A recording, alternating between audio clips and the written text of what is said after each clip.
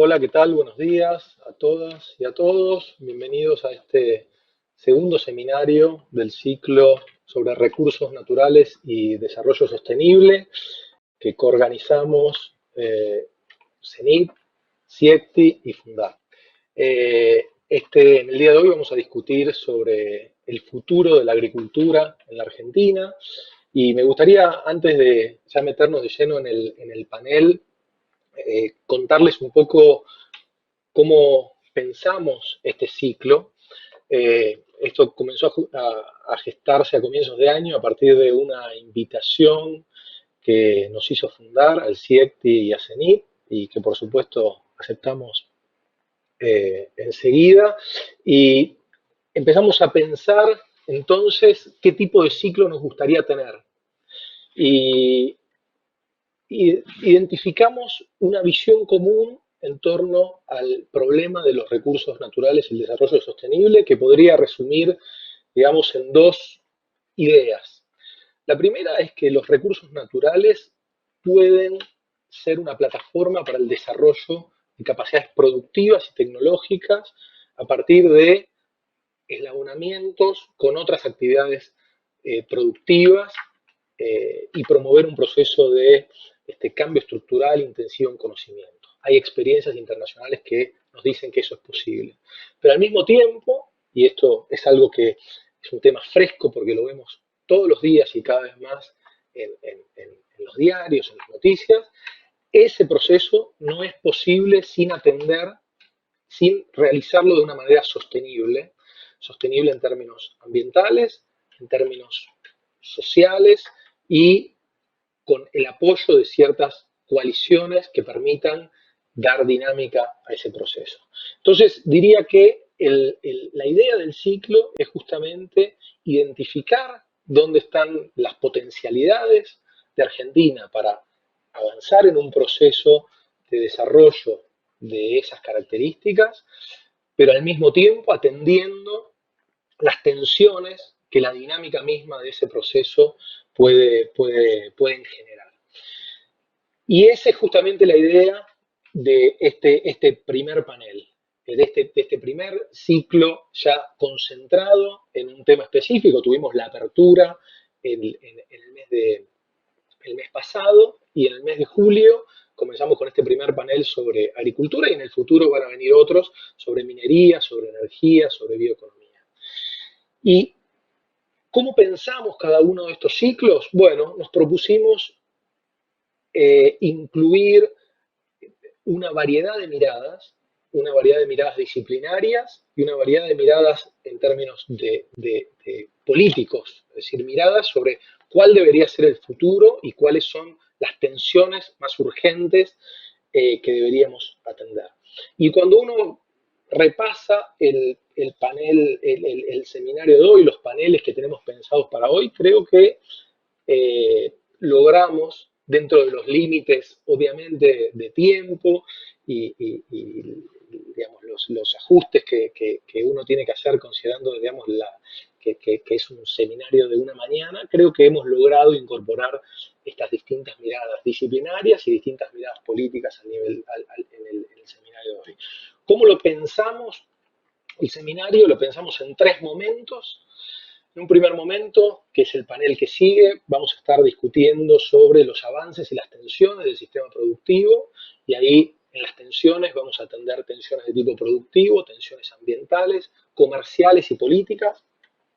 Después el segundo panel, que ya más adelante lo vamos a presentar con más detalle, vamos a pensar temas vinculados al desafío de la innovación en la agricultura. Y finalmente vamos a proponer un panel sobre unas visiones para el futuro de la agricultura, donde hay miradas quizás de tipo más político sobre el tema del futuro de la agricultura. Como ustedes van a ver, contamos con panelistas todos de primer nivel que trabajan sobre el tema desde hace mucho tiempo, que tienen mucha experiencia, tienen mucha trayectoria en el tiempo y sobre el tema y como les decía, con miradas políticas y disciplinarias distintas. Así que, sin extenderme más, quiero presentarles el panel que viene. Vamos a tener el panel es sobre avances y tensiones del modelo productivo. Vamos a tener 4 intervenciones a cargo de Roberto Bizán, de Esteban Jovagui, de Verónica Gutman y de Juan O'Farrell. Las intervenciones van a ser de 15 minutos y vamos a intentar que esos 15 minutos manejarlos de manera estricta porque nos interesa también reservar unos 20 minutos de discusión. Por eso invitamos a todas y a todos a incluir en el canal de YouTube las preguntas que después vamos a recoger y vamos a generar un espacio de discusión hacia el final. Voy a presentar entonces a Roberto Bizán, que va a hacer una presentación sobre cambios estructurales, aprendizajes y perspectivas en las producciones agropecuarias argentinas. Roberto, voy a hacer una muy breve presentación porque todos los panelistas tienen extensos currículum, pero Roberto es licenciado en Economía y máster en Economía, ha sido profesor en la Universidad de Sussex y actualmente es investigador del Instituto Interdisciplinario de Economía Política de la Facultad de Ciencias Económicas de la UBA, donde también es profesor. Y bueno, recientemente se ha desempeñado como coordinador del Censo Nacional Agropecuario en el año 2018 y como director nacional de estadísticas del sector primario en el INDEC. Ha sido consultor de muchos organismos nacionales e internacionales sobre temas vinculados a la agricultura, así que no quiero demorarme más. Roberto, muchas gracias por aceptar la invitación y adelante con tu presentación. Muchas gracias. ¿Cómo están? Agradecido soy yo, un anterior, ahí estamos. Muchas gracias por la invitación. Bueno, voy a cambiar el ángulo de la información, no voy a hablar de cifras, dado por sentado que más o menos todo el mundo tiene en la cabeza algunas cifras básicas, que es el despegue de la agricultura y el cambio de posicionamiento que tiene todo el sector respecto a la economía. Yo lo que quiero hablar básicamente, y voy echando cifras porque no puede ser de otra manera a lo largo de la exposición, básicamente 4 temas que hacen al cambio estructural y después alguna atención sobre el final. Y me parece que los temas que hacen al cambio estructural se ubican en 4 ejes. El primer eje es ¿quién es el sujeto agrario hoy?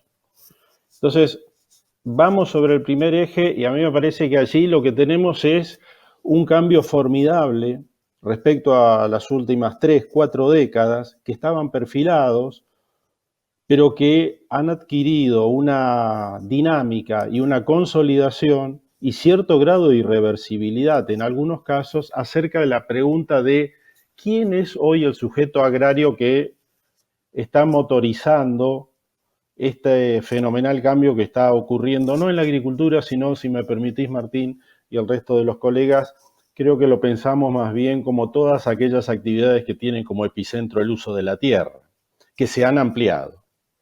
Digo, cuando uno mira y recorre el país, cosa que me tocó hacer en función del censo y de revisar un poquito la bibliografía y demás, encuentra con que 30 años atrás el sujeto agrario era básicamente el que tenía la tierra por alquiler o por propiedad, muy acotado y en términos laborales respecto a la mano de obra con la familia y tratando de tener la mayor cantidad posible de bienes de capital propio. Y hoy la verdad que uno encuentra ahí en la gráfica, está puesto quizás un poco chabacanamente, pero una especie de representación global que trata de ajustar distintos perfiles. Está el bloque de gente que tiene tierra, que trabaja la tierra, y gente que tiene tierra y alquila las tierras. Están las empresas agropecuarias, algunas con tierra de tercero, otras con tierra propia, algunas con 5 hectáreas de promedio y otras con 250.000 hectáreas de promedio. De esas grandes quedan pocas con hectáreas propias, la mayoría es por acceso. Apareció un bloque y se consolidó de contratistas agropecuarios, que no sabemos bien dónde ubicarlos, porque no son urbanos ni son rurales, pero trabajan en el campo a pesar de que no tienen campo, y se llevan algo así como el 60-70% de la compra de máquina agrícola.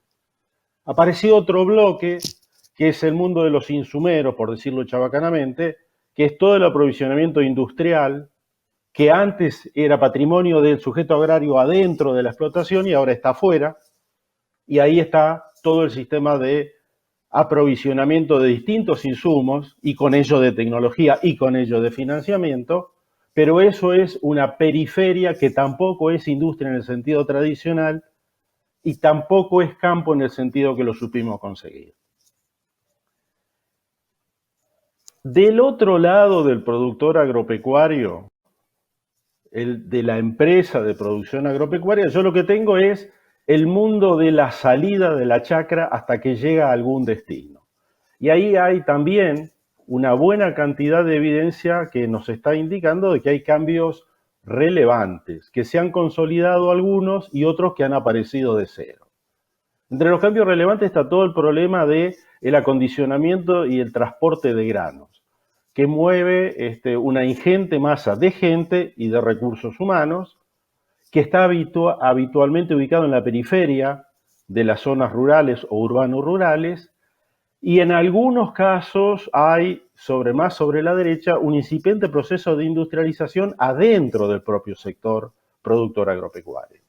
De manera tal que cuando uno se pregunta hoy quién es el sujeto agrario, tiene esta conformación como genérica, pero cambios estructurales muy fuertes porque han aparecido formatos organizacionales que pivotean sobre tres bases. El ingreso a tierra de tercero vía alquileres u otras formas legales, el tema de la subcontratación masiva de servicios agropecuarios y el creciente uso de lo que podríamos llamar los insumos industriales metidos dentro del campo. Entonces, allí es donde se está tensionando entre distintos jugadores adentro de la red. Ya no es el productor agropecuario, esta es la primera conclusión de la primera filmina, sino que además hay tensiones adentro de la red, entre los contratistas por el precio, entre los oferentes de semillas y el decisor agropecuario, etcétera, etcétera. La segunda cosa que quiero marcar en este punto es que crecientemente la tierra empezó a tener costo de oportunidad monetaria. Alquile usted o no alquile. Y eso le introduce un cambio en las conductas y en la rutina que no estábamos acostumbrados hacia el pasado. O sea, un sujeto agrario tremendamente complejo, tremendamente heterogéneo y con tensiones de ese bloque respecto al resto de la economía y adentro de ese bloque. Segunda cosa, ¿para hacer qué? Y entonces allí lo que empieza a aparecer es un campo extra large. Yo diría, para decirlo en 4 segundos y no perder demasiado tiempo, un campo que hace 4 cosas básicamente. Insumos para el sector alimentos, bioenergía que empieza a ser relevante y está metido adentro, dado que la biomasa viaja mal, entendiendo por biomasa ya sea granos o primeras etapas de industrialización de materia prima, está allende a lo que es el territorio urbano rural, y o en el territorio rural. Decía, insumos para alimentos, bioenergías, las primeras estribaciones de biomateriales, eso va desde biofertilizantes hasta las primeras plantas industriales de bioplásticos y demás. Y un cuarto punto que le podríamos poner el gran título de servicios ecosistémicos que empieza a levantar temperatura. Esto va desde las primeras cotizaciones de bono de carbono, captura a través de algunos de los mecanismos que están dando vuelta, hasta el hecho de que haya una cierta cantidad de actividades que tienen únicamente como sentido regenerar para que la próxima cosecha sea un poco más sustentable. O sea, un campo extra large que no era el campo pegado al alimento que habíamos pensado previamente y que cuando uno lo mira en términos de valores, paso el aviso. Hoy acaban de colgar los chicos de la Universidad de La Plata, Agustín Lódola y su equipo, el trabajo sobre las 32 cadenas agropecuarias actualizados, y ahí están los datos los datos ciertos al 2020 de cada una de las cadenas. ¿Y qué es lo que sale allí? Para ir pensando en el tercer punto que quiero hacer, bueno, la relevancia de un conjunto de actividades que se despegaron del contexto general. Digo, no es un problema del modelo sojero, es un problema del modelo extensivo de varios cultivos. Primero fue soja, ahora es maíz, posiblemente en el futuro sea sorgo o algún otro, que han roto la lógica de la economía central o la economía pampeana versus el resto del país. Y del otro lado, sobre el fin de la filmina, la cantidad de cadenas agroalimentarias pequeñas que tienen incidencia regional o alta potencialidad internacional o alta potencialidad de desarrollo local, pero que aún, a pesar de el arraigo que tienen y los títulos, no han logrado estatuirse completamente. Digo, este es un sector no menor en términos de producción y pesa sobre lo que podríamos llamar las exportaciones y el PBI, a punto tal que explican algo así como el 30% del PBI en términos de lo que podríamos llamar producción de bienes. Siguiente.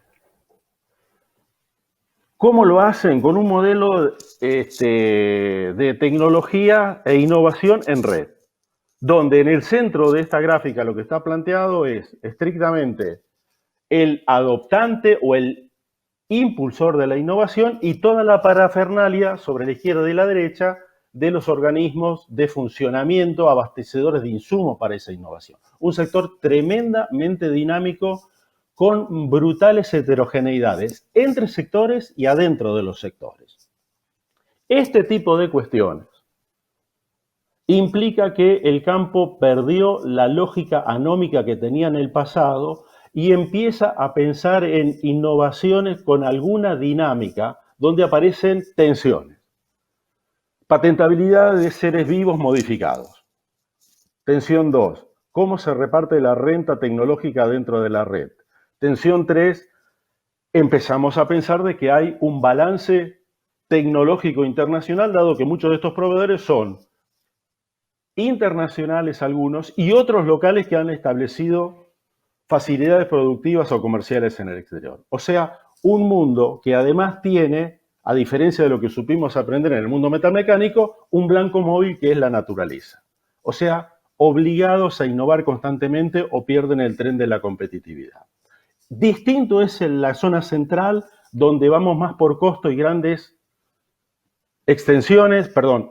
escalas grandes, o versus las economías regionales donde la diversificación va más, las innovaciones van más sobre la idea de diversificación, diferenciación, etcétera, etcétera. Es vino contra soja, para ponerlo en dos palabras.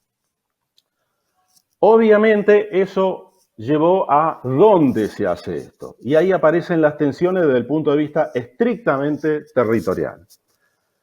Yo acá puse 8 mapitas, donde están graficadas por provincia, por cadena de producción donde se realiza la actividad. Y vamos a ver, la primera de todas, soja se fue para el norte, NEA. Un tercio aproximadamente desde mediados de los 90 hacia acá, se estableció allí y eso pone en tela de juicio la tensión sobre la fragilidad de esos ambientes que el propio sector lo descontó tempranamente y empezó a funcionar no demasiado coherentemente, pero con distintas iniciativas en esa dirección. La segunda reconfiguración territorial pesada es que el cambio o el despegue de la agricultura me movió la ganadería. Y la ganadería me la movió en 3 lugares. Sacó de la zona central y lo llevó al NEA-NOA. Generó un flujo de animales que van y vienen y terminó estatuyendo modelos de engorde a corral también con impactos ambientales, con niveles de eficiencia que hay que contrapesarlos respecto a cuánto gano en un sentido y cuánto pierdo en otro, pero me reconfiguró el mapa. Y sobre esto de la ganadería, además cabe señalar 2 cosas que son de reciente aparición. Todo el tema de la conversión de maíz y pele de soja en pollo o en cerdos frente a las demandas internacionales y a las demandas locales. Seguimos consumiendo 120 kilos de carne con una varianza distinta dentro, composición entre bovina, porcina y aviar, en el marco de lo que podríamos llamar el peso relativo menor que respecto a 30 años hoy tiene la ganadería respecto al eje central que es la agricultura. Eso me olvidé de decirlo al principio, es muy clarito. Y último punto sobre esto de la reconversión de dónde están, tiene que ver con las economías regionales, muchas de las cuales tienen problemas estructurales de fondo, en procesos de reconversión anclados sobre cambio de variedades, uso del riego, bienes públicos, etcétera, etcétera, y otras que son clúster tremendamente dinámico en clave de exportación, como el maní, como los arándanos, como los limones, etcétera, etcétera, que acceden a mercado internacional y reconfiguran provincias que eran regionalmente de entidades de PBI bajo y le han puesto un motor de dinamismo impensado 30 años atrás. Cierro diciendo, las tensiones a mí me parece que aparecen por todos lados con un cambio de esta magnitud en los 4 frentes en que yo he planteado. El sujeto agrario, el tipo de actividad que desarrollan, el tipo de tecnología que involucra lo biológico, la patentabilidad de demás y la nueva disponibilidad o relocalización territorial de este tipo de actividades. Hay tensiones adentro del propio sector, hay tensiones con el propio uso del suelo y hay tensiones entre esta actividad y el resto de la economía. A mí me parece que, último comentario y ahí cierro, hay que repensar algunas cuestiones metodológicas básicas y de categorías. Economías pampeanas y economías regionales me parece que es de dudosa utilización para análisis concreto. Rural, urbano es otra categoría bajo análisis. Agro, ganadería, agropecuario, me parece que estamos más cerca de agro y pecuario por otro lado, y aparece la idea de un campo haciendo 4 cosas: alimentos, bioenergías, biomateriales y algo cercano a servicios ecosistémicos. Muchas gracias. Bueno, muchas gracias, Roberto. Te agradecemos no solamente que nos dejaste un montón de cosas para pensar, sino que lo hiciste de una manera, con una capacidad de síntesis impresionante. Pero eh, supongo que muchos de ustedes tienen muchas preguntas para Roberto y por eso los invito a dejar las preguntas ahí en el canal de YouTube y después las vamos a recoger. El siguiente panel va a estar a cargo de Esteban Jovagui y se titula Impronta ambiental de la agricultura de granos en Argentina. Esteban es ingeniero agrónomo de la Universidad de Buenos Aires y es doctor en biología de Duke University en Estados Unidos. Es investigador principal del CONICET con lugar de trabajo en la Universidad Nacional de San Luis. Tiene muchísimos trabajos sobre ecología, suelos, hidrología, uso del territorio. Ha recibido muchísimos premios como investigador de la Nación, diploma CONEX, beca Guggenheim, pero además y sobre todo ha iniciado un grupo de estudios ambientales en la ciudad de San Luis y es un gran formador de recursos humanos. Así que, Esteban, te invito a empezar con tu presentación. Muchas gracias. Gracias, Martín. Muchas gracias. Es un honor estar compartiendo este evento que me parece muy, muy interesante. Bueno, Roberto me dejó picando la cuestión del ambiente y esa idea de que del agro también pretendemos servicios ecosistémicos. Así que antes de seguir hablando de servicios ecosistémicos, me gustaría recordarles que probablemente no haya intervención humana sobre la naturaleza tan íntima como la agricultura. Con la agricultura cambiamos el rumbo evolutivo de los organismos ya hace miles de años. Cambiamos la forma, por ejemplo, en la que circulan materiales, los nutrientes de los suelos hacia las plantas y de las plantas de vuelta al suelo. Cambiamos el aspecto de los paisajes, cambiamos los ritmos estacionales. La transformación que hace la agricultura de la naturaleza es la más profunda e íntima y es hoy, además, muy extendida. Nunca antes la agricultura fue tan extendida, tan intensa y tan globalizada. Paradójicamente, la agricultura hoy nunca fue tan invisible para nuestra cultura. Si vamos 2 o 3 generaciones para atrás, la cantidad de gente que estaba involucrada de algún modo con la producción agrícola era muchísima más. Simplemente les propongo que recorran generaciones para atrás en sus familias y van a encontrar productores agropecuarios 2 o 3 generaciones para atrás en Argentina o fuera de Argentina. Y hoy somos muy poquitos los que tenemos un contacto directo con esta actividad. Entonces, tenemos esa paradoja. Poca gente sabe qué pasa ahí afuera en los campos, pero ahí afuera de esos campos están extendidos, trabajan con una intensidad y una globalidad que nunca antes se vio. Como ejemplos de las cosas que pasan con esta agricultura que se expande, por ejemplo, en lugares con más pendiente, tenemos a Ruanda arriba, donde se están expandiendo terrazas de cultivo con mucho trabajo manual, y Australia, donde las plataformas de cosecha y la maquinaria hoy permite avanzar sobre lugares con más pendiente. Hay algo que es muy importante, y es que cuando pensamos en la impronta ambiental de nuestra agricultura, entender que a pesar de que veamos desde la ruta a los campos que hay en Iowa o en Córdoba muy parecidos, con la misma soja y el mismo maíz, el funcionamiento de esos sistemas es distinto y tienen efectos ambientales, por lo tanto, bastante diferentes. Es muy importante entonces que reflexionemos un poco sobre cuál es la impronta ambiental de nuestra agricultura y por qué puede diferenciarse de otras. Yo les voy a mostrar dos ejemplos muy extremos de esto, y a mi modo de ver importantes por lo que representan en el ambiente y en la competencia con otros recursos. El primero es el agua.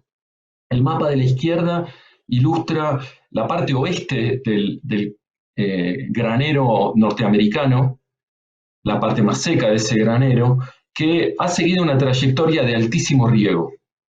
Y lo que genera sobre la dinámica del agua y sobre los ambientes asociados al agua es un déficit hídrico fenomenal. Ese mapa lo que ilustra es el descenso del nivel de los acuíferos en el oeste del área agrícola de Estados Unidos, causado principalmente por la intensidad del riego con sistema de pivote central. Argentina sigue una trayectoria distinta, con climas muy parecidos a esos que ven ahí. Lo que encontramos es que prácticamente no se riega y que por el tipo de agricultura que hacemos, básicamente un cultivo al año, en pocos casos 2 cultivos al año, ciclos que se han acortado, siembras más tardías en el caso de maíz, por ejemplo, estamos generando excesos hídricos. El mapa ese ilustra cómo las áreas del gran granero argentino se han ido inundando a medida que pasa el tiempo, del celeste a zonas que se inundaban en los 80, migrando al verde y luego al rojo hacia las zonas que se van inundando más recientemente. Esto genera una serie de problemas ambientales muy distintos a los que ocurren en el otro lugar, y también genera problemas a la propia agricultura, a la infraestructura, a la vida en los pueblos que se inundan con más frecuencia. Y cuando nos vamos hacia las zonas más secas y que originalmente estaban ocupadas por bosque, problemas también bastante serios de salinización. Bueno, entonces parecería que el remolino de la bañadera gira para el otro lado, de este lado del mundo, como muchos habrán experimentado alguna vez. Y esto no es solo lo que pasa con el agua. Con los nutrientes nos pasa algo parecido. El mapa de la izquierda muestra el gran granero norteamericano de Canadá y Estados Unidos, y ese es un sistema que está sujeto históricamente a una sobrefertilización. Históricamente se fertiliza más de lo que los cultivos están demandando. Eso ha llevado a un problema ambiental de magnitud única en el planeta, que es eutrofizar, contaminar con nutrientes ya no solo los lagos o ríos, sino el océano. El Golfo de México tiene pesquerías afectadas por esto. Es un problema ambiental muy serio que tiene asociado un problema relacionado al cambio climático, que es la emisión creciente de óxido nitroso. En Argentina pasa exactamente lo opuesto. Somos uno de los países que menos fertiliza en el planeta. Y, por ejemplo, eso ha llevado a que hasta el día de hoy hayamos perdido muchísimo fósforo de nuestros suelos. Es un nutriente que no estamos reponiendo a la tasa que extraemos. Y, en general, la pérdida de nutrientes, asociada también al bajo aporte de fertilizante nitrogenado, nos lleva a que vayamos perdiendo materia orgánica de los suelos. Y esto, en cuanto al cambio climático, juega más por el lado de la entrega de carbono a la atmósfera y su no devolución al suelo. La figura de abajo simplemente ilustra los balances de fósforo de distintos países. Fíjense que la parte gris lo que muestra es lo que se exporta metido adentro de los granos o de los productos agrícolas de cada país. Y la línea negra que está abajo lo que muestra es el balance. Argentina, a medida que crece en su flujo de exportación de granos y de fósforo en los granos, va teniendo un balance cada vez más negativo. A diferencia de Brasil, que tiene una explosión de la exportación, pero la acompañó con fertilización. Básicamente por una razón. Argentina se puede dar ese lujo por los suelos que tiene, Brasil no. Brasil solo puede producir si repone fósforo. De hecho, si no fertiliza con mucho fósforo, ni arranca a producir, por una diferencia ambiental. Pero miren Estados Unidos, miren Francia, somos una excepción extremo en el mundo en este sentido. Por último, la agricultura en Argentina se caracteriza también, al igual que la de Brasil, esta parte del mundo, por su expansión. Todavía se expande, Roberto habló de esto, y tenemos entonces también asociado el problema de la pérdida de hábitats para la fauna, pero también para un montón de comunidades que habitan en el territorio. Ahí pongo como ejemplo Salta, y cada foquito que ven en el mapa del medio corresponde a comunidades originarias que hacen un uso del territorio muy distinto al que hace la producción agrícola. Esto también genera tensiones, la expansión. Bien. Perdón. Si intentamos con estos radares hacer como una especie de radiografía de los sistemas agrícolas y su impronta ambiental en el mundo, nos encontramos con una cosa bastante peculiar para Argentina. Esos radares lo que muestran es para arriba el rendimiento y después en los distintos ángulos del radar la intensidad de uso de herbicidas, insecticidas, fertilizantes, riego, mano de obra, y un eje, que es el primero a la derecha, digamos, que es el de subsidios. ¿Cuán subsidiada o taxada está la agricultura? Destaco que no arranca en cero eso, arranca en negativo. Argentina es un caso extremo en el grado de carga impositiva que tiene su agricultura, con opuesto con la mayoría de los países en donde la agricultura es subsidiada. Y Argentina se destaca por un bajísimo uso de insumos, con la excepción de uno de ellos, que es el herbicida. Compárenlo, por ejemplo, con China, que tiene rendimientos apenas más altos que los nuestros, pero un uso de insumos altísimo. Ese radar rojo todo invadido hacia los extremos por la intensidad de recursos. Argentina ha desarrollado una agricultura que es de mediana productividad si la comparamos con el resto del mundo, ultra bajo riego, baja fertilización y una muy alta mecanización, automatización. Por eso el bajo empleo en los campos. El herbicida fue el pilar de este esquema. Es lo que permitió desarrollar un modelo que es conservador en el uso de luz y agua. Eso le da mucha estabilidad, ha permitido que los rendimientos sean relativamente seguros ante las fluctuaciones naturales del clima en un sistema que no se riega, y una aproximación bastante minera hacia el uso de nutrientes. Detrás de esto, lo que podemos reconocer es un esquema mezquino, y ahora voy a explicar qué significa eso. Es uno de los ángulos del arco al que nos tiramos a atajar la pelota en el mundo, y unos esquemas mucho más opulentos. Las sociedades que subsidian la agricultura han llevado a este síndrome de sobrefertilización, altísimo riego. Un ejemplo es India, donde se subsidia el riego con tarifas planas de energía o infraestructura muy abundante, y donde se están agotando acuíferos a una velocidad que realmente asusta. Y por la otra punta, sistemas como el nuestro, en donde la sociedad ve en la agricultura una fuente de recursos para subsidiar otras actividades, otros sectores de la economía. Y en donde entonces hemos llegado a un sistema de muy bajo input, pero que también genera problemas ambientales, como ya les mostré, distintos.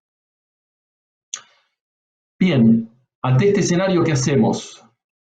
No tengo idea, yo no trabajo en políticas, pero hace tiempo vengo discutiendo con colegas ¿por qué deberíamos pensar con atención esta situación de mezquindad y opulencia en los sistemas agrícolas a la hora de pensar en cómo lo llevamos a situaciones ambientales mejores? El eje X o el eje horizontal en esta figura va de sistemas con altos impuestos a sistemas con altos subsidios. Y el eje vertical nos muestra un camino deseado al menos por mucha gente y muchos pensadores de estas cuestiones, que es el pasaje de una agricultura más industrial y más basada en insumos a una agricultura más agroecológica, que debería ser un camino posible hacia una mayor sustentabilidad. ¿Qué políticas nos van a empujar hacia arriba en este esquema? Va a ser muy distinto según estemos del lado de altos impuestos o del lado de altos subsidios.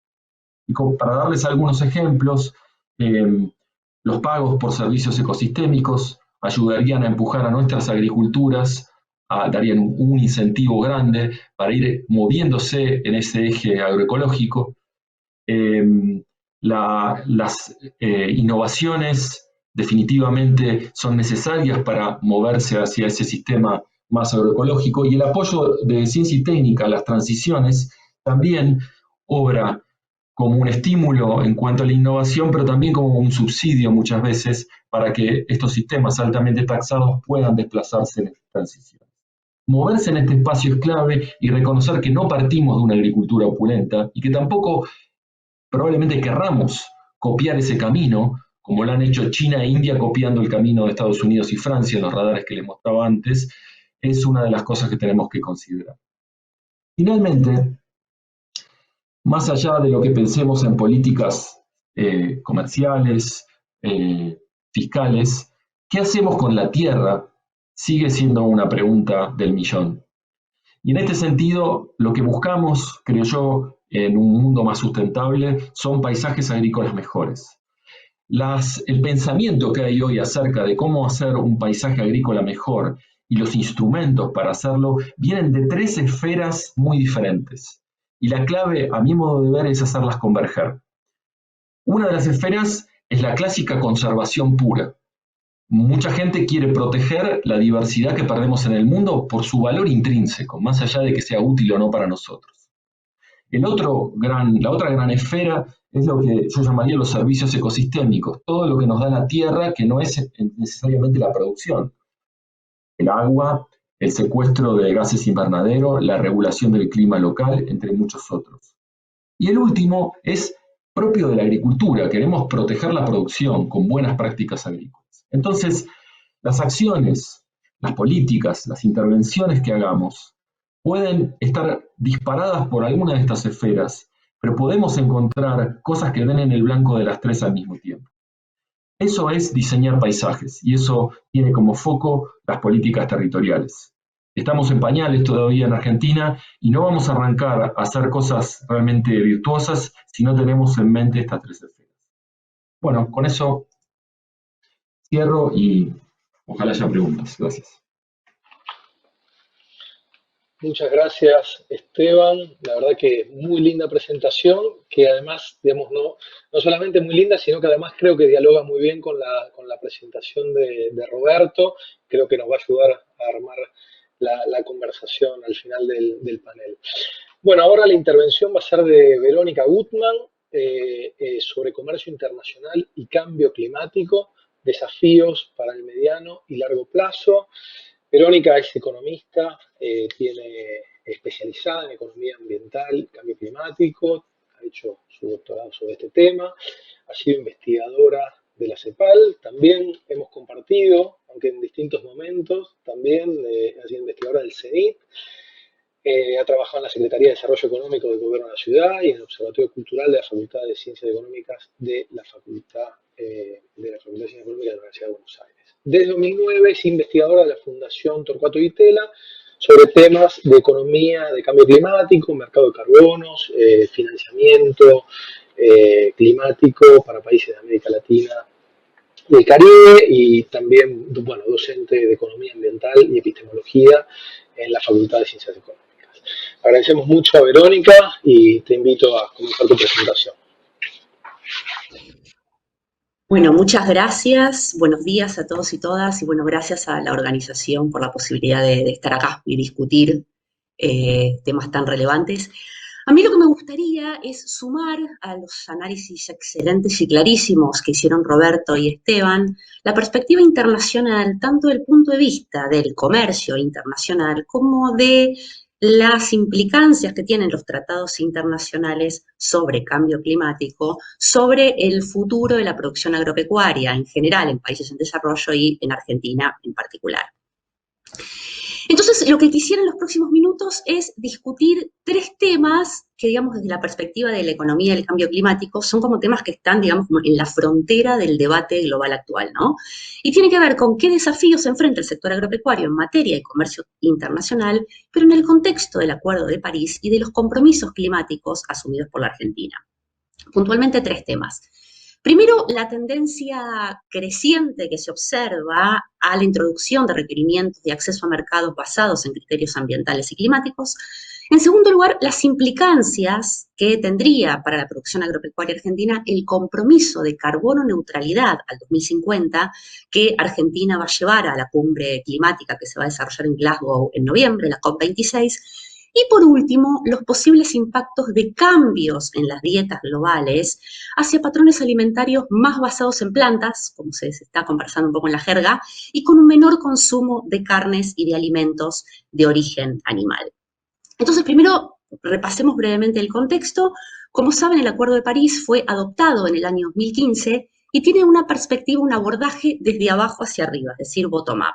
Se construye sobre los esfuerzos voluntarios que todos los países están dispuestos a comprometer y se materializan mediante la presentación en la negociación de contribuciones nacionales determinadas, que son documentos oficiales que dicen cuánto de mitigación, es decir, de reducción de gases de efecto invernadero, cada país está dispuesto a comprometer. Lo bueno de este enfoque es que ha logrado finalmente que todos los países del mundo, incluyendo los países del sur global, participemos del esfuerzo global de mitigación, a diferencia del protocolo de Kioto, que solo involucraba a países del norte global. Lo malo es que este enfoque de que cada uno compromete lo que puede y lo que quiere, genera lo que se conoce una brecha de emisiones, es decir, una diferencia entre las reducciones de emisiones que serían necesarias para no sobrepasar un límite de aumento de la temperatura global de 2 grados centígrados, y en lo posible de 1,5, versus las reducciones que efectivamente se lograrían si se pueden cumplir los compromisos que cada uno de los países ha comprometido a la fecha. Es por eso que el foco de la negociación internacional sobre cambio climático está puesto ahora en aumentar la ambición de mitigación. En este contexto, el Acuerdo de París, en el artículo 4, invita a los países a presentar estrategias de largo plazo bajas en carbono, bajas en emisiones al año 2050, LTS por las siglas en inglés, quizás lo han visto por ahí. Al día de hoy, más de 125 países ya han anunciado o tienen bajo consideración una meta de carbono neutralidad al 2050. Carbono neutralidad lo que significa es que en un año todo lo que un país emite de gases de efecto invernadero es absorbido por sumideros, que serían fundamentalmente bosques. Entonces se compensan las emisiones y el neto es cero. Unión Europea, Estados Unidos, China, Japón, Corea, Sudáfrica, México, dentro de la región, han anunciado que tienen el compromiso, al menos la intención, de alcanzar carbono neutralidad al 2050, y la Argentina también. Ya ha habido un anuncio oficial y para la cumbre de noviembre se prevé llevar una estrategia de largo plazo basada en una meta de carbono neutralidad. Para eso, la Argentina, en diciembre de 2020, camino al 2050, presentó su segunda contribución nacional, que tiene Horizonte 2030, con una meta de reducción de emisiones un 26% más ambiciosa que la que originalmente se había presentado en 2015 en el marco de la firma del Acuerdo de París y que luego había sido revisada en 2016. Argentina, cuando mira su inventario de gases de efecto invernadero y ve sobre qué sectores tiene que poner el foco para reducir emisiones, claramente salta primero energía, que explica el 53% de las emisiones nacionales. Esto es básicamente consumo de combustibles fósiles para la producción de calor y energía, consumo de combustibles.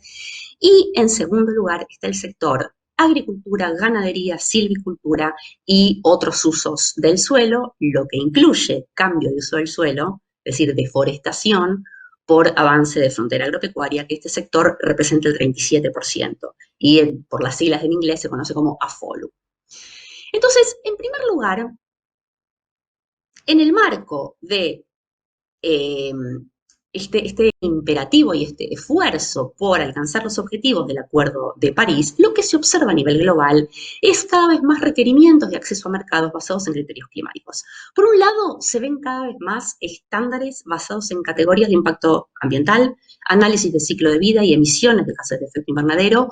Hoy se contabilizan más de 450 ecoetiquetas y sellos de carbono neutralidad, lo que ya implica una diferenciación de productos a nivel global, tanto a nivel público como privado, y tanto en países del norte como del sur global. Puntualmente, si miramos la Unión Europea, lo que se ve es que para cumplir con su Pacto Verde Europeo, están basando iniciativas en una serie de pilares que involucran el resto del mundo. Primero, ya el Parlamento Europeo aprobó la implementación de un mecanismo de ajuste en frontera en base a carbono que entraría en vigencia a partir del año 2023. ¿Cómo efectivamente se va a operacionalizar este mecanismo? Todavía no está del todo claro, pero en principio actuaría como un sobrearancel a importaciones provenientes de países que no tienen adoptadas políticas ambientales y climáticas que estén en sintonía con la Unión Europea. En principio se habla que este sobrearancel se le cobraría a países que no tienen incluido un precio al carbono dentro de su economía. Un precio al carbono sería impuesto al carbono o un esquema de comercio de emisiones, por ejemplo.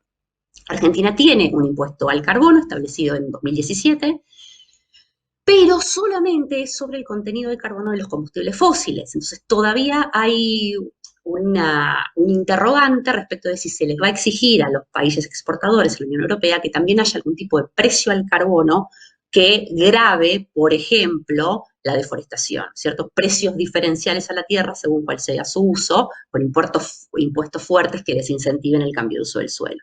Eso por un lado. Por otro lado, el año pasado, la Unión Europea adoptó un plan de acción de economía circular que busca reducir el desperdicio de alimentos, una mayor eficiencia en el uso de recursos y puntualmente para el sector de alimentos se enfoca en políticas dentro del bloque, una mayor reutilización del agua, mayor eficiencia hídrica, gestión de nutrientes, reducción del desperdicio de alimentos, pero también el plan dice que la Unión Europea va a buscar impulsar la economía circular a escala mundial y, palabras textuales del plan, para eso va a utilizar su influencia, su experiencia y sus recursos financieros y velará para que los acuerdos de libre comercio reflejen objetivos de economía circular. De nuevo, ¿cómo esto se va a operacionalizar e implementar en la práctica? Todavía no se sabe, pero hay un antecedente, por ejemplo, desde 2013 la Unión Europea viene trabajando en la elaboración, la estimación de una metodología para la medición de la huella ambiental de productos con el objetivo de desarrollar un sistema de etiquetado que pueda informar al consumidor sobre el impacto ambiental de los productos que compra a lo largo de todo su ciclo de vida. Hoy por hoy, este es un proyecto piloto que aborda una serie de productos, es voluntario, pero existe la posibilidad de que a futuro esto se convierta en un requisito obligatorio de acceso de productos al mercado europeo o algo más sutil, pero digamos que sea como una especie de diferenciador de productos y que si uno quiere competir dentro del mercado europeo, sea algo que los productos importados tengan que estimar de alguna manera. El segundo punto, que tiene que ver con cuáles son las implicancias para el sector de agro y bosques en temas del compromiso de carbono neutralidad de Argentina en 2050, si uno mira el inventario del sector AFOLU en el país, el 41% de las emisiones sectoriales provienen de la ganadería, fundamentalmente fermentación entérica de ganado vacuno. Fermentación entérica son todos los procesos digestivos del ganado. Segundo lugar, con el 36% de las emisiones de óxido nitroso provenientes de suelos gestionados, esto es por excretas en pasturas, también es ganadería, de residuos de cosecha y uso de fertilizantes nitrogenados, y un 23% es esto que se conoce como cambio de uso del suelo, que tiene que ver cuando se transforman bosques en pastizales o en tierras de cultivo. Entonces, si pensamos una Argentina carbono neutral, que todo lo que se emite se captura dentro del mismo sector al 2050, ¿esto qué implicaría? En primer lugar, deforestación cero. Y cero implica que no se pueden deforestar ni humedales, ni tampoco las áreas verdes que hoy son legalmente permitidas para deforestación dentro de los OTBN provinciales, los ordenamientos territoriales de bosques nativos. Forestaciones masivas, que si bien esto de forestar, de plantar árboles, es un poco como la esperanza global, la esperanza sectorial, incluso dentro de la Argentina, hay un límite, no se puede forestar todo, y se habla que mucho más de 3, 4 millones de hectáreas al 2050 no parecería realista. También implica grandes aumentos de productividad para aumentar la producción sin expansión del área productiva, reducción de pérdidas y desperdicio de alimentos en más de un 50% con respecto a los niveles actuales, grandes mejoras de eficiencia en el uso de fertilizantes nitrogenados, aplicación extendida de sistemas silvopastoriles y MBGI, manejo de bosques con ganadería integrada y mayores regulaciones ambientales y ordenamientos territoriales más estrictos. Y por último, este tema de los cambios en las dietas globales. Hay un debate cada vez más grande sobre la necesidad de transformar patrones de consumo globales para alcanzar los objetivos de desarrollo sostenibles y el Acuerdo de París en torno a la noción de dietas saludables y sostenibles. Estas dietas fomentan un mayor consumo de alimentos basados en plantas, frutos, legumbres, frutos secos, verduras, con una menor consumo de carnes y de productos de origen animal, porque este tipo de dietas, por un lado, reducirían la incidencia de enfermedades no transmisibles asociadas a la alimentación, como enfermedades coronarias, diabetes y algunos tipos de cáncer, y también a la vez reducen emisiones de gases de efecto invernadero. Hay cada vez más estudios que muestran que los granos, frutas y verduras generan menos efectos ambientales adversos por unidad de peso, por porción, por unidad de energía, que los alimentos de origen animal de acuerdo a distintos indicadores ambientales. Sobre esto lo que se ve es cada vez más estudios, más producción científico-académica. Hay, por ejemplo, un estudio, un informe especial que sacó el IPCC en 2019, además de estudios de la Comisión Lancet. El IPCC es el panel intergubernamental de expertos sobre cambio climático, que es, digamos, el brazo científico de Naciones Unidas en temas climáticos, y lo cierto es que todas las publicaciones del IPCC tienen una incidencia muy fuerte en la agenda de negociación internacional.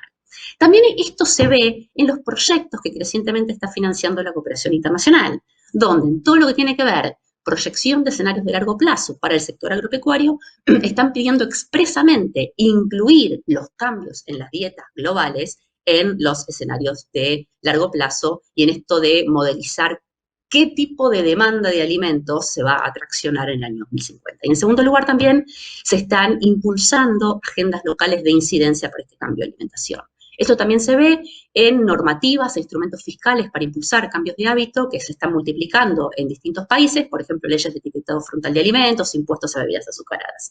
Entonces, aquí el gran desafío para el sector agropecuario argentino es cómo atender una demanda de alimentos creciente y potencialmente distinta. Entonces, en síntesis,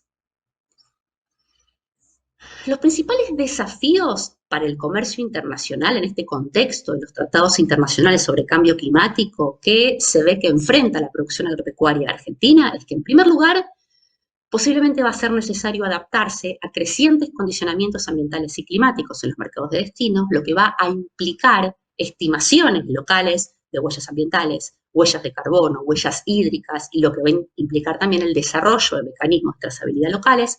Segundo lugar, esta noción de sábana corta entre producción agropecuaria y emisiones de gases de efecto invernadero.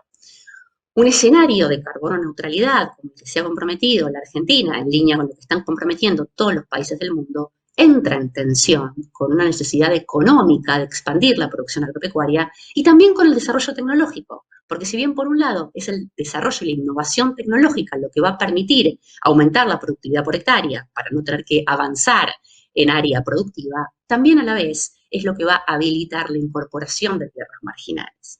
Y por último, cómo la demanda social se va a expresar en cambios en patrones de consumo, regulaciones, certificaciones y etiquetados, con consumidores cada vez más conscientes y sofisticados, evaluando cómo se producen los alimentos y con una tendencia a dietas cada vez más basadas en plantas. Muchas gracias.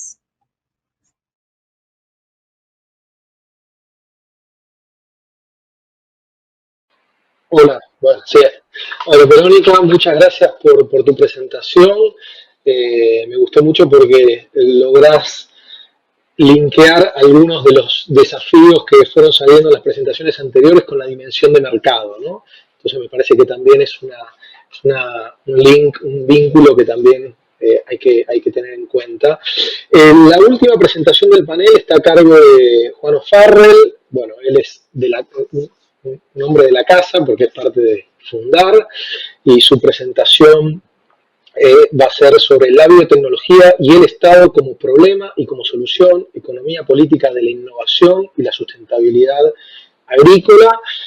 Juan es economista, es doctor en ciencia política también de la Universidad Torcuato Di Tella y tiene un máster en gobernanza y desarrollo por parte de la Universidad de Sussex. Es actualmente coordinador del área de recursos naturales de Fundar y ha realizado trabajos de investigación y diseño de políticas públicas para el Ministerio de Trabajo aquí en Argentina, también para el BID, para IDS, Bretton Woods Project en Gran Bretaña.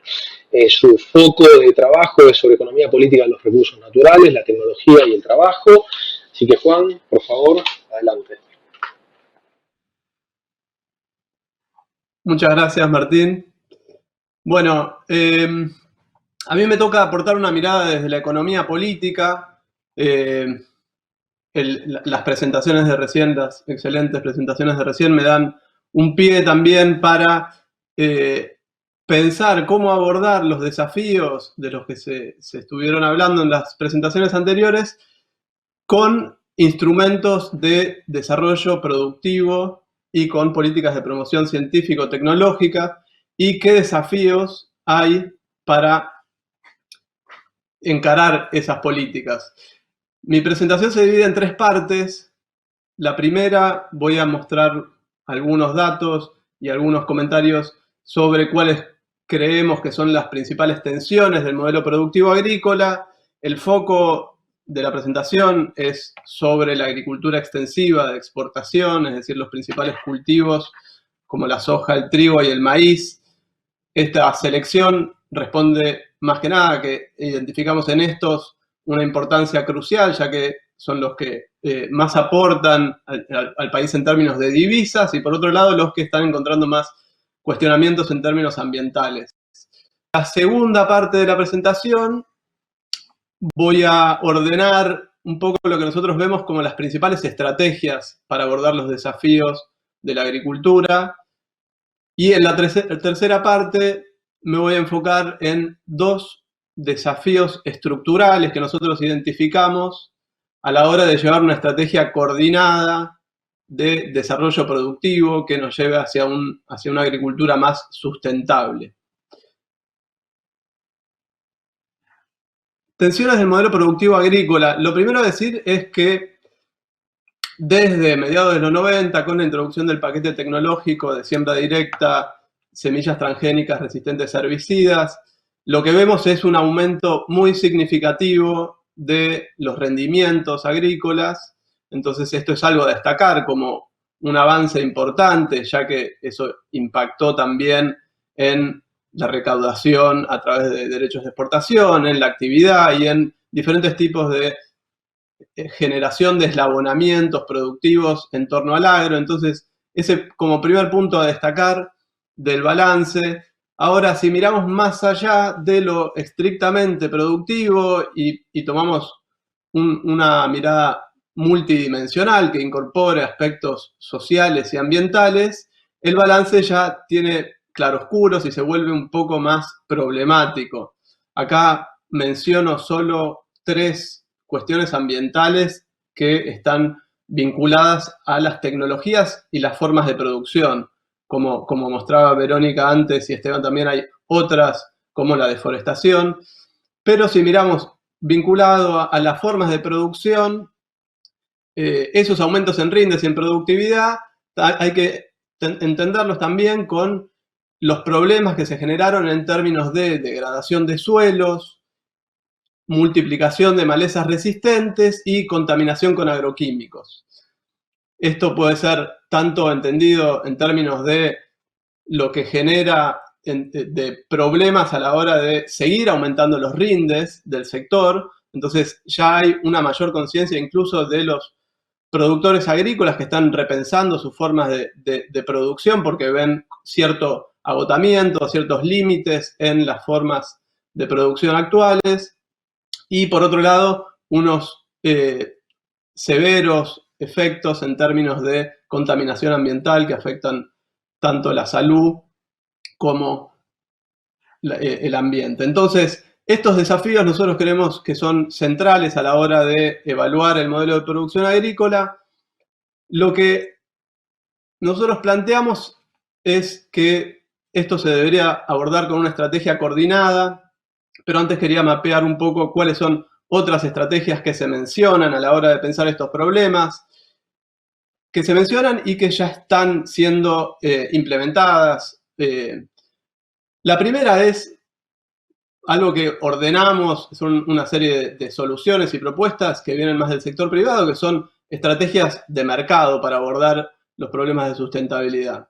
Es decir, el sector privado ya está considerando la sustentabilidad agrícola como un valor económico. Algo de esto se mencionaba en las presentaciones anteriores. Tomar los servicios ecosistémicos como un valor económico al cual el mercado le pone un precio, y esta mercantilización de los servicios ecosistémicos generaría incentivos a una forma de producción más sustentable, ya que genera más rentabilidad a los productores que de alguna manera puedan certificar que su producción tiene estándares ambientales más altos. Eso como primer punto. En general, este tipo de estrategias más de mercado vienen acompañadas por demandas de reducción de impuestos, es decir, que el Estado se corra, que se reduzca la carga impositiva y que se generen incentivos de mercado para utilizar formas de producción más sustentables. La segunda estrategia o serie de estrategias va más por el lado regulatorio, y acá hay una serie de debates importantes que se están dando sobre qué regulaciones se debería implementar para mitigar o limitar algunos de los peores impactos que tiene la agricultura hoy. Menciono algunas, probablemente la más importante, la más urgente es la regulación en torno al uso de agroquímicos, pero también hay que avanzar en temas de regulación de ley de humedales, leyes de ordenamiento territorial, es decir, una serie de normativas que ayudarían a poner ciertas reglas y control sobre cómo se produce. Algo que mencionamos también en estas estrategias, mientras la primera estrategia es preferida y promovida por actores privados, los productores agropecuarios, las empresas de insumos se inclinan por esta estrategia. La segunda es promovida más que nada por organizaciones ambientalistas, y el protagonismo estaría más de la mano del Estado regulando estos aspectos. La tercera estrategia, que es la que nosotros nos interesa promover y que llamamos estrategia coordinada, lo que plantea es una mirada desde las políticas de desarrollo productivo y promoción científico-tecnológica. Y acá una premisa fundamental es que la magnitud del problema requiere un cambio en el sendero tecnológico, y esto, si vamos a la historia, la mayor parte de las veces fueron los estados los que marcaron la dirección del cambio tecnológico. En general, estuvo esto orientado con objetivos militares, por ejemplo. De esta manera se generaron los cambios más importantes tecnológicos, y esto está influyendo en un nuevo consenso en la política de desarrollo productivo, que es organizar las políticas de desarrollo productivo en torno a una misión. En la Unión Europea es la región donde más se está avanzando con este tipo de mirada de la política industrial o de desarrollo productivo. Se está organizando los instrumentos de desarrollo productivo, especialmente en términos de cómo lidiar con el cambio climático. Entonces, la descarbonización aparece como un objetivo que ordena los instrumentos. Nosotros pensamos que la sustentabilidad agrícola en Argentina podría funcionar de una manera similar, ya que podría ordenar y coordinar de una mejor manera instrumentos que ya existen y que tal vez necesitan una mejor articulación para tener un efecto en la promoción de tecnologías más sustentables.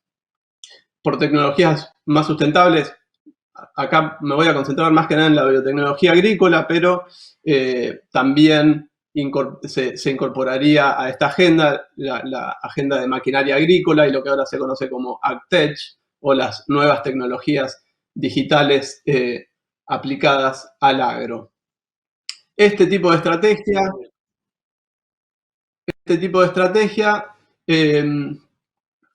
tiene más que nada apoyos dentro del sistema científico-tecnológico público y estaría liderada por el Estado en articulación con las empresas de insumos y los productores agropecuarios.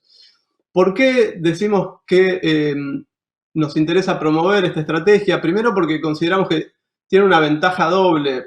Si se logra modificar y generar tecnologías más sustentables, se estaría, por un lado, apoyando la sustentabilidad y la productividad del sector agrícola, y por otro lado se estaría promoviendo la diversificación productiva, ya que al avanzar en la biotecnología agrícola eso podría generar derrames, ya que es una tecnología de propósito general que podría impactar también en sectores como la salud, el sector alimentos, textil.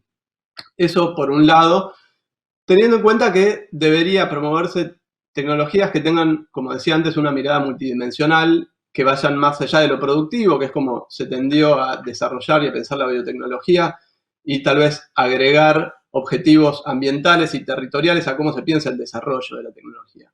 Un segundo punto es que creemos que el país tiene ciertas oportunidades en avances recientes de la tecnología, sobre todo en el desarrollo de bioinsumos y la edición génica. Y el tercer punto importante es que creemos que Argentina tiene capacidades científico-tecnológicas suficientes para avanzar en este tipo de agenda.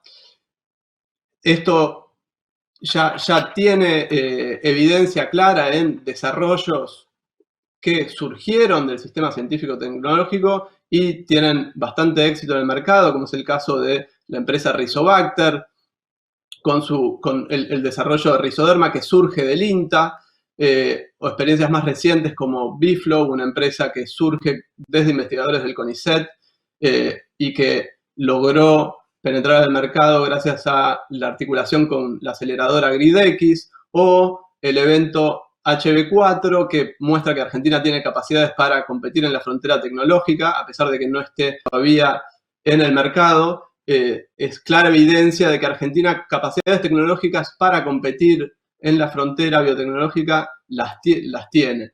Entonces, si están esas capacidades científico-tecnológicas, ¿cuáles son los desafíos estructurales para avanzar? Nosotros identificamos dos. Uno, y con esto retomo una pregunta muy interesante que planteaba Roberto al principio de su exposición, que es ¿cuál es el sujeto agrario? Si miramos esa pregunta desde el lado de cuál es el sujeto que más incide en la dirección del cambio tecnológico en la agricultura argentina y que más incide en las políticas públicas de la agricultura argentina, desde la economía política la respuesta probablemente sea las empresas multinacionales de insumos. Esto no es algo exclusivo al caso argentino, es una cuestión global, que estas empresas desde los 90 crecieron en participación de mercado y política. Menciono acá solo algunos aspectos de por qué esto es relevante. Por un lado, porque está cada vez más concentrada la provisión de insumos. Hoy hay 4 empresas que controlan tanto el mercado global como el local de insumos. En segundo lugar, porque los actores locales enfrentan cada vez más dificultades estructurales para competir con esas empresas multinacionales. El INTA, que hasta los 90 tenía una incidencia muy fuerte en el mercado y en el desarrollo de tecnología, con las reformas del mercado de los 90 y el desfinanciamiento que sufrió, vio reducidas sus capacidades para incidir. Y por otro lado, las empresas locales que, a pesar de mostrar capacidades tecnológicas suficientes, muchas veces carecen de las capacidades empresariales para competir en esos mercados. Esto tiene un impacto también en la dirección de la innovación, sobre todo si miramos, como están en este gráfico, los los organismos genéticamente modificados, el 90% fueron aprobados o están en propiedad de empresas multinacionales y solo un 10% en manos de empresas locales. Me apuro un poco para cerrar con este segundo desafío estructural que consideramos importante, que es un poco el reverso del anterior, y que es la fragmentación de la estructura institucional. Y acá básicamente lo que estamos mirando es, dentro del Estado, todas las instituciones, agencias o leyes que tienen alguna referencia o alguna responsabilidad con la biotecnología agrícola, tienen capacidades suficientes, capacidades regulatorias, capacidades de promoción de tecnología, pero lo que se ve es una baja articulación. Entonces, si miramos en amarillo, son todas instituciones estatales que están a cargo de la regulación, ya sea por cuestiones de salud, ambientales o comerciales. En violeta, las que están a cargo de cuestiones de promoción científico-tecnológica y leyes de promoción productiva, como la Ley de Promoción de la Biotecnología Moderna, y en celeste las instituciones del sistema científico, algunas de las que mencionaba recién. Argentina tiene muchas capacidades, especialmente en el INTA, de investigadores que están tanto en el programa de biotecnología o en el IAVIMO o en las estaciones experimentales. Nosotros creemos que una mejor articulación dentro del INTA y con otras instituciones estatales como el Ministerio de Ciencia y el Ministerio de Desarrollo Productivo podría generar un mayor impacto en términos de la estrategia coordinada que mencionaba recién. Cierro con esto y dejo abierto para preguntas. Bueno, muchas gracias, Juan, y muchas gracias a todos. Vamos a retomar ahora, cumplimos con el tiempo que teníamos, así que podemos ahora aprovechar los 20 minutos que nos quedan para discutir un poco. He tomado algunas preguntas que se hicieron en el chat y aproveché, digamos, mi papel de coordinador para ser moderador, para hacer las propias. Las voy a tratar de reformularlas y cada uno puede tomar aquellas que quiera contestar. La primera, podemos decir, es cuál es el papel del sistema de ciencia y técnica en el abordaje de estos desafíos, si existen las capacidades, y un poco Juan en su presentación, me gustaría tener quizás la reacción del resto, nos hablaba más bien que no es un problema tanto de capacidades, sino de coordinación. Me interesaría conocer su visión sobre esto. Después, a lo largo de las presentaciones hemos visto un montón de desafíos de distinta naturaleza, sobre todo hemos visto las cuestiones ambientales. Me interesaría saber si estas cuestiones forman parte de la agenda de política, porque todos ustedes en las presentaciones sugirieron o identificaron, digamos, trayectorias de política posible, pero tratar de entender si está en la agenda y en ese caso Juan proponía, por ejemplo, una agenda, una visión, un enfoque de política determinado, tratar de entender qué tipo de enfoque creen ustedes que prevalece en la política argentina para abordar estas cuestiones. Tomo una pregunta de Esteban, que era para Verónica, pero creo que puede estar, digamos, cualquiera la puede atender también, que es cómo estos requerimientos en términos de mercado se van a ver afectados a partir del cambio del centro de gravedad de Europa como mercado de destino hacia países de Asia. Y yo agrego también ahí una pregunta, que es si estos requerimientos europeos que se ven no solamente en el agro, sino que también los vemos en un montón, es decir, es un enfoque europeo, un enfoque de política, diría, industrial, que afecta su vínculo con terceros países, esta idea de crear una economía circular y de la transición verde, sino es también, en el caso específico del sector agropecuario, una nueva forma de proteccionismo, en el sentido de que Europa durante mucho tiempo ha buscado la vuelta en el ámbito de OMC de escapar de todos los procesos de apertura que se han dado, y esto no le da como una puerta, una herramienta para en el nuevo marco hacia la transición, una nueva, digamos, paradigma vinculado al cambio climático, una nueva instrumento de protección. Y otra cuestión que está presente, salió en lo de Juan, y me interesa ver cómo funciona esta interacción entre progreso tecnológico, mercado y ambiente. Y el caso para mí, quizás que mejor ilustra esto, al menos para mí, que quizás no trabajo tanto sobre el sector, es el desarrollo del HB4. Ahí tenemos un ámbito en el que Argentina está en la frontera y desarrolla algo que tecnológicamente es precioso, pero que al mismo tiempo genera desafíos en términos del sistema productivo, por las discusiones que vemos por los agroquímicos que necesitaría esa tecnología, y que pone en tensión también los mercados internacionales que atiende Argentina. Entonces, ahí hay como un equilibrio entre, digamos, los actores que van por el progreso tecnológico y al mismo tiempo cómo se articula eso con todo el sistema productivo y las nuevas reglas del comercio internacional. Dejo abiertas un montón de preguntas. Tenemos más o menos unos 15 minutos, así que le pido a cada expositor que elija y autorregule, digamos, su tiempo. Y desde ya muchas gracias.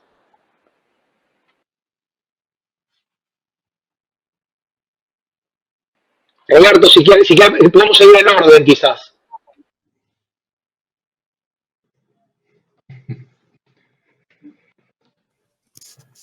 Un amigo, Martín. Elijo dos temas cortitos. Uno, una reflexión sobre tu inquietud, creo que compartida por el panel, acerca de la densidad, etcétera, etcétera, del sistema de ciencia y técnica. Yo creo que en este tema hay como dos miradas. Hay un sistema formal, ministerio, agencia, INTA, Obispo Colombre, que me parece que habría que mencionarla por la densidad en algunos temas, etcétera, que cuando a veces uno lo mira de afuera y le dicen que eso es el sistema, tiene dudas sobre si entendió bien la palabra sistema o se equivocó de objeto analítico. Y entonces le entran dudas, después viene el problema de financiamiento y todo ese tipo de historias. Y hay en el mundo real pequeñas sociedades, haciendo un símil futbolístico, un Messi, Lo Celso, que funciona pero espectacularmente bien cuando se encuentra el grupo privado y el conjunto de investigadores que conocen del tema. Y esas sociedades, HB4 es eso, un ejemplo clarísimo de cómo arman un subsistema que se ancla sobre un problema concreto y ahí hace crujir hacia arriba el resto.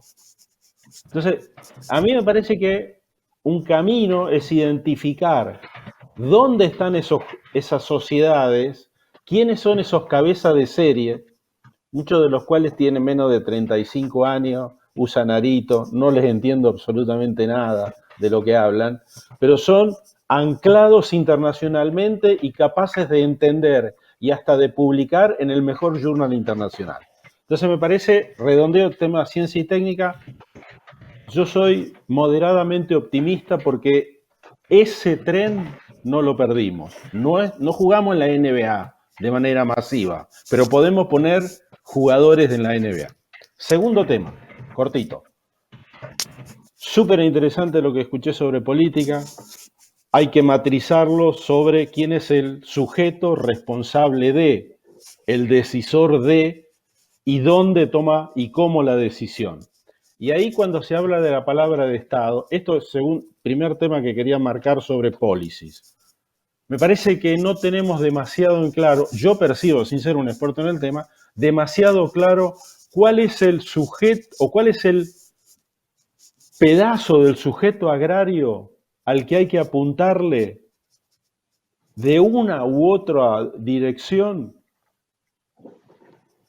para lograr un impacto que me coordine ambiental, sustentabilidad y los aspectos económicos, más allá de los de largo plazo. ¿Quiénes son? Los contratistas, los dueños de tierras, los proveedores de insumos, el que vende, etcétera, etcétera. Entonces ahí me parece que hay un nodo que está irresuelto. Tercer cosa, y con esto cierro. Me preocupa el contenido concreto, operativo y real de la palabra Estado.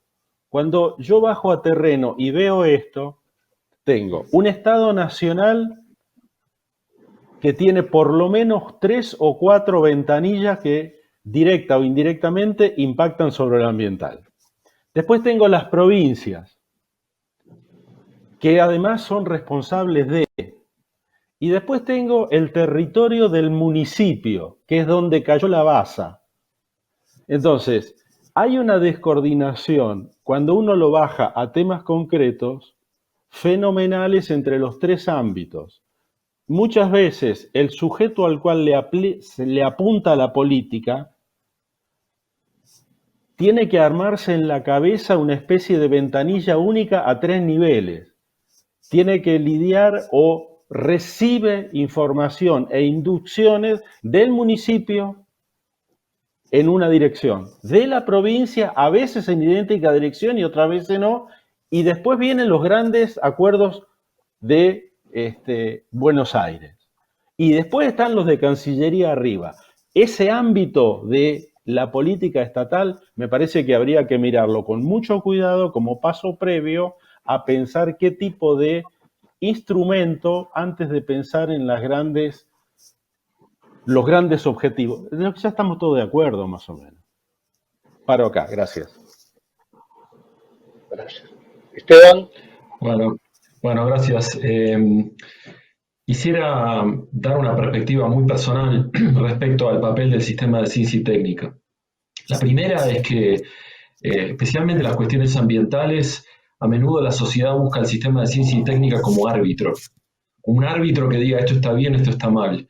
La decisión última de una sociedad respecto a sus recursos naturales es siempre política y hasta cultural a veces y filosófica y no científica. Nosotros lo que podemos hacer es dar la mejor información posible para elevar el nivel de esa discusión y hacerla lo más inteligente y justa posible, no mucho más que eso. Lo que sí podemos hacer, que creo que es lo más interesante y lo que nos tiene que pedir la sociedad, es mostrar caminos alternativos que no estamos viendo. Y en ese sentido, un trabajo importante es decodificar un mundo que, a mi modo de ver, subestimamos en su volatilidad. Y lo traigo esto, yo hacía esta pregunta de Asia respecto a Europa.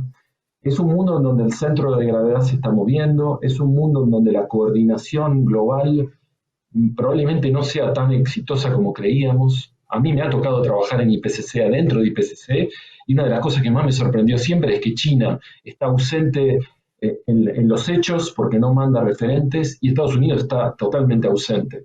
¿Cómo un organismo va a ser tan influyente si esas dos potencias no están presentes? Eso a mí siempre me ha dejado pensando de que vamos a un mundo que a lo mejor no está tan coordinado.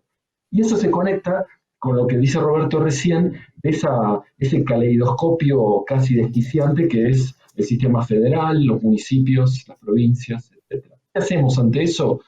Me parece que tenemos que vivir con una especie de yin-yang, en donde hay intentos como el que plantea Juan, de coordinación, muy importantes, pero que tienen que coexistir con una actitud más viral y casi guerrillera del sistema de ciencia y técnica, que se mete en todos lados y genera esas asociaciones, lo Chelsea-Messi que plantea Roberto, como por ejemplo la hemos vivido muchos que trabajamos con ACREA, que es una organización muy dinámica de los productores, en la que en mi caso he tenido colaboraciones increíbles que no se ven en ningún otro lado.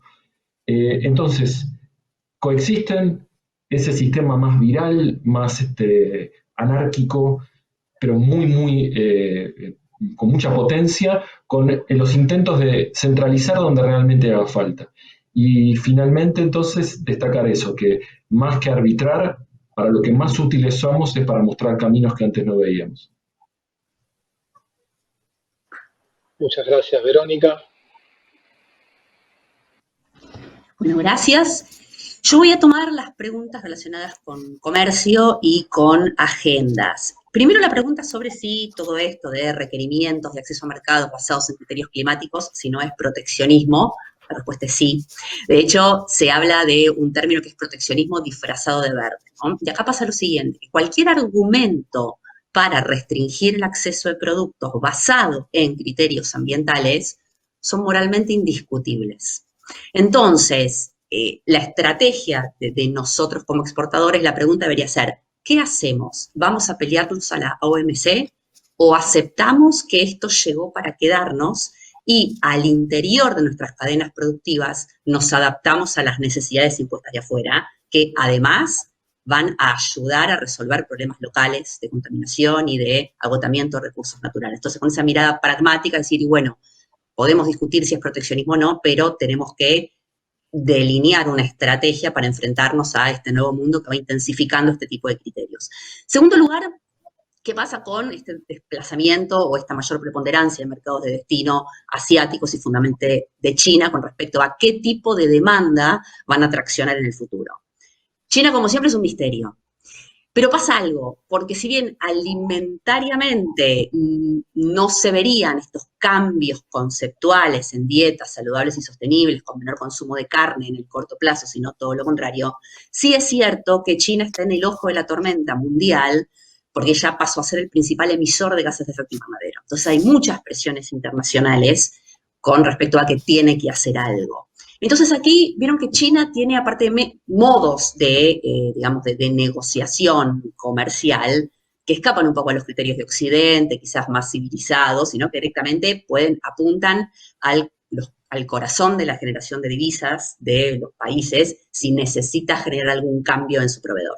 Entonces, lo que se espera de China es que si les dicen, bueno, si yo tengo que ajustarme, entonces que se ajusten todos los que hacen negocios conmigo. Entonces, desde ese lugar es que se puede esperar que China también se sume a esta ola de incorporación de criterios ambientales, más que nada porque la comunidad internacional la va a presionar a ella y entonces ella va a tener una especie de efecto cascada de presiones sobre los demás. Y por último, el tema de si todo esto forma parte de las agendas de política.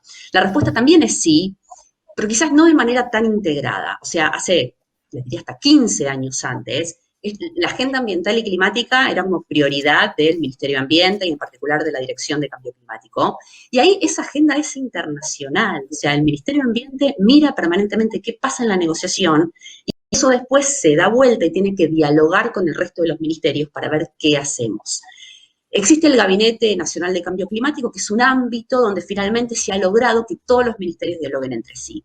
Entonces, Agro también está sumado a estos diálogos. De hecho, hay planes sectoriales de agricultura y cambio climático, de bosques y cambio climático, de energía y cambio climático, que se han elaborado en conjunto con todos los ministerios. Pero lo cierto es que también cada ministerio tiene como su propia agenda relacionada con el objetivo de su razón de ser. Entonces, el objetivo el Ministerio de Energía es básicamente que no se corte la luz. De paso vemos cómo producimos energía de manera más limpia, pero hay un objetivo prioritario que tiene que ver con eso. En agro pasa algo parecido. El objetivo es cómo alimentamos, cómo producimos y cómo seguimos generando divisas.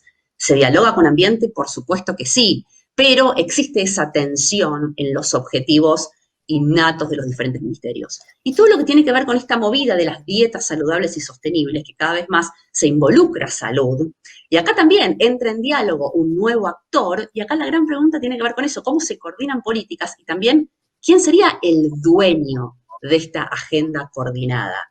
¿Sería ambiente? ¿Sería salud? ¿Sería agricultura? ¿Sería jefatura? ¿Sería cancillería?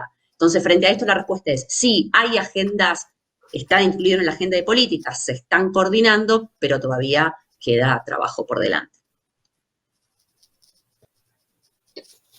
Bueno, no sé cuánto tiempo tenemos, pero hago 3 minutos, ok. Hago 2 puntos breves. Uno, lo que nosotros estamos proponiendo cuando hablamos de mecanismos de coordinación y pensar el modelo de desarrollo agrícola y que se centre más que nada en cuestiones de instituciones estatales y cómo mejorar la coordinación, lo vemos de una manera más amplia en términos de, en la discusión de qué agricultura queremos, tener una participación amplia tanto del sistema científico-tecnológico como de los productores agropecuarios, las empresas de insumos, la sociedad civil, o sea, mirarlo desde una mirada multidimensional que incorpore lo ambiental y lo social, demanda incorporar esa diversidad de miradas. Eso por un lado. Por otro lado, hay ya, y me gustaría mencionar pero experiencias de coordinación exitosas en el contexto de la pandemia. La unidad coronavirus funcionó de alguna manera como una instancia de coordinación que logró impactos muy claros en términos de desarrollo tecnológico para responder al contexto de la pandemia. Ese tipo de articulación interministerial es lo que nosotros vemos como algo virtuoso para aportar a esta agenda de transformación productiva. Y un tercer punto breve, pero necesario decirlo, es que sin recursos y sin aumentar el financiamiento del sistema científico-tecnológico va a ser difícil llevar adelante esta estrategia. Es probablemente necesario pensar en esquemas de algún porcentaje de lo recaudado por los derechos de exportación que sea transferido a desarrollar tecnologías para el agro. Creemos que esos 3 puntos son fundamentales en relación a las preguntas que hacías, Martín. Muchas gracias, Juan, muchas gracias, Roberto, muchas gracias, Esteban y Verónica. La verdad que yo estoy muy contento con la charla que hemos tenido. Le voy a dar ahora el pase a Carlos Agio, que va a estar moderando el segundo panel, que hemos titulado El desafío de la innovación. Así que nos vamos a focalizar en cuestiones específicamente vinculadas, experiencias vinculadas a la innovación tecnológica y a las tensiones en torno a la cuestión de la innovación. Les agradezco una vez más y seguramente estaremos en contacto y muchas gracias.